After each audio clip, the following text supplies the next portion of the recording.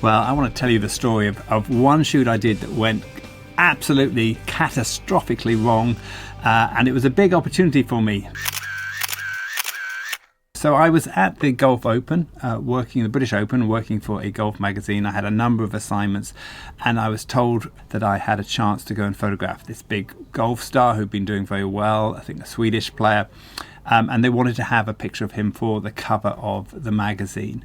Now, we got in the golf cart, we went out, and then the skies just suddenly turned like it was going to thunder.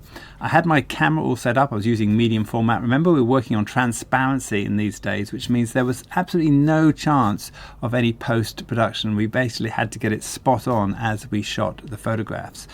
I saw this image, I had my camera set up, and I readjusted my camera to take this photograph, as I'll show you why later, because we were doing a story on the way that people were watching. And as you can see here, I shot a number of frames, and then my subject turned up. He suddenly turned up. We knew we only had literally about a minute or so to grab this cover shot, which they wanted of him holding this golf cart. Now, because I hadn't set my settings, and back in those days, if you didn't have your flash synced at the right sync setting on the medium format camera, you got this, which was effectively a completely black shot as the shutter passed by. You can see his hand was lit by the flash, but the rest of him completely gone. And I quickly grabbed, you can see me like madly trying to shoot.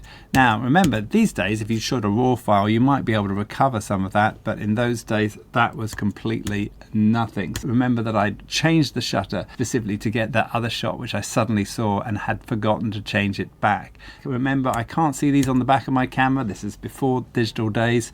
I get back, I realize I have completely screwed this up. Fortunately, the next day, the golf was still continuing, and I just went and hung out on the putting green waiting for him to appear without telling the magazine what I'd done. And I was greatly relieved when finally, one day, I think I was flying out of Manchester Airport, and I looked at the newsstand and it was covered in this photograph, which was the one that I'd managed to capture on the second attempt. So, as said, back in those days, very, very difficult to ensure that you had the right image because you were shooting on film. You didn't know till you got it back. And this was probably one of my biggest screw ups. Just to go through very quickly here, so this was the main story, and just to show you that other image that I'd shot where I changed my settings did make it into the magazine in the end. So count yourself lucky. If you're shooting digital today, it is so much more easy because you can check it on the back of the camera, make sure you've got it, and if there's any problems, you can fix them there and then. Didn't have that in those days.